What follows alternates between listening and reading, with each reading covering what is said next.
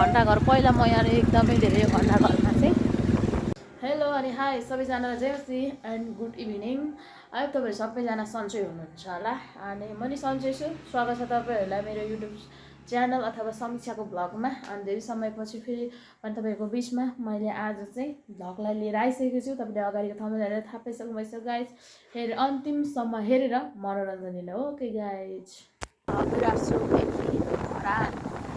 जाँदैछु साथीहरू समय तपाईँहरूले देख्न सक्नुहुन्छ बिरासोकमा चाहिँ यस्तो दृश्य छ। बाइकमा हिँड्दाखेरि चाहिँ बाटो क्रस गर्नलाई चाहिँ एकदमै धेरै गाह्रो। यो बिरासोकमा चाहिँ बेलुकाको समयमा चाहिँ धेरै भिड भएको कारणले गर्दा फाइनली साथीहरू बस तपाईँले देख्न सक्नुहुन्छ। यो चाहिँ नाइट बस अगाडि नाइट बस चाहिँ अगाडि एकदमै धेरै हाइवे रोडमा चाहिँ गाह्रो है साथीहरू। किनभने हामी चाहिँ इटहरी आइपुग्नु लागेको छौँ अनि यस कारणले गर्दा आज साँझको समय भएर होला अनि एकदमै है भिड अनि एकदमै जाम हुने अवस्थामा चाहिँ आज रोडमा अनि हल्का गाडीहरू पनि टच होला जस्तो क्या होइन। यसरी मतलब होडबाजीले चलाइराखेको छ किनकि हाम्रो गन्तव्य पुग्नको लागि चाहिँ हामी जानुपर्ने हुन्छ है। कोही बाटो क्रस गर्नको लागि तयारी अनि कोही के होइन भइराखेको छ है साथीहरू। हामी चाहिँ आइपुग्यौँ इटहरीमा र इटहरीबाट चाहिँ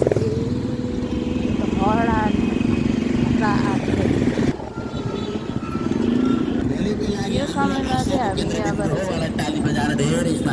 के रहेछ यो कार्यक्रम को हो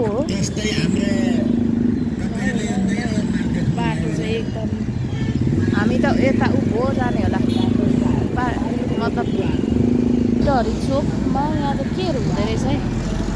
हामी बल्ल बाटो क्रस गऱ्यौँ। अब हामी चाहिँ इटहरीदेखि तल अनि इटहरी चाहिँ यस्तो नाइट पनि साह्रै राम्रो एकदम वान वेमा चाहिँ चलाउँदा एकदमै सजिलो तर एकदम धेरै यो सफारीहरूले चाहिँ बाटो क्रस गरिराखेको छ है। अनि बाइकहरूले पनि अनि यसमा चाहिँ वान वे भएको कारणले त्यसरी तल साइडमा राखेको छ रोडहरू यस्तो हुनुपर्छ। वान वेमा चाहिँ आफ्नै तालमा बेलुकाको समयमा चाहिँ एकदमै धेरै समस्या भएको कारणले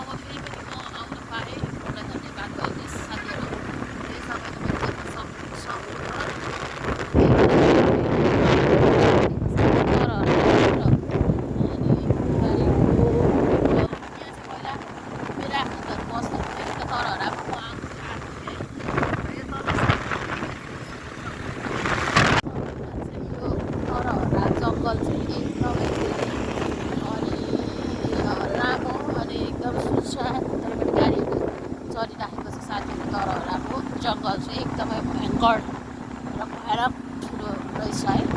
एकदम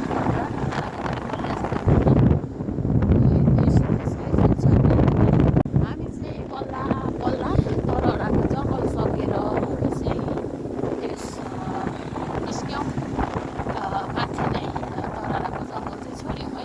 साथीहरू हामीले भानुचोक आइपुग्न लाग्यौँ ल है। हामी साथीहरू यो समयमा चाहिँ घन्टाघर यता घन्टाघरको उता अनि भानुचोकमा आइसक्यो। भानुचोकको यो दृश्य तपाईँहरू यो समय हेर्न सक्नुहुन्छ यता है। र एकदम धेरै यो गाडीहरू चाहिँ धेरै यहाँ चाहिँ मासतिरबाट लाने होला मासतिरबाट अनि यो चाहिँ घन्टाघर तपाईँहरूले देख्न सक्नुहुन्छ है। घन्टाघर ल हामी चाहिँ आइपुग्यौँ बल्ल घन्टाघर पहिला म यहाँ एकदमै धेरै घन्टाघरमा चाहिँ के गरेको भनौँ न साथीहरू आएर घुमेको है। हामी चाहिँ विशेष गरेर कहाँ जाँदैछौँ भन्दा साथीहरू मेरो आमाजू दिदीकोमा हामी चाहिँ जाँदैछौँ। चाहिँ के चोक भन्ने हो तर मैले त्यो चोकको नाम चाहिँ भुलेँ साथीहरू। र धरान चाहिँ यस्तो छ है तपाईँहरूले देख्न सक्नुहुन्छ साथीहरू यो समयमा पसल तिर चाहिँ साह्रै राम्रो होटलहरू चाहिँ उनीहरूले साथीहरू त्यहाँ चाहिँ चढ्दैछ। आइपुग्यौँ हामी बल्ल हाम्रो आमाजीको घरमा आइपुग्यौँ साथीहरू। धरान देउराली चोक रे अनि हामी चाहिँ यहाँ देउराली चोक हाम्रो नाना घरमा आइसक्यौँ। सेवारो है नाना सेवारो त्यसले हाम्रो नाना के अरे भन्ने साथीहरू हामी चाहिँ आइपुग्यौँ। कुकुर पनि एकदम धेरै भोक है साथीहरू। ल है हामी आयौँ कता हो र यता यस्तो रहेछ ल लौ नानाको यहाँ ल है साथीहरू हामी चाहिँ नानाको घरमा आइसकेर पनि बसिसक्यौँ अनि एकदम मान्छे रुगा पनि लाग्न लागिसकेको छ। मेरो श्रीमान तपाईँले देख्न सक्नुहुन्छ आफ्नो तालमा अनि म पनि आफ्नो तालमा। ल साथीहरू आजको मेरो ब्लग चाहिँ म यतिकैमा इन गर्न चाहेँ अनि तपाईँहरूसँग म अर्को भिडियोमा भेट्ने बाचाको साथ अहिले चाहिँ बिदा हुन चाहेँ। हस् त थ्याङ्क यू।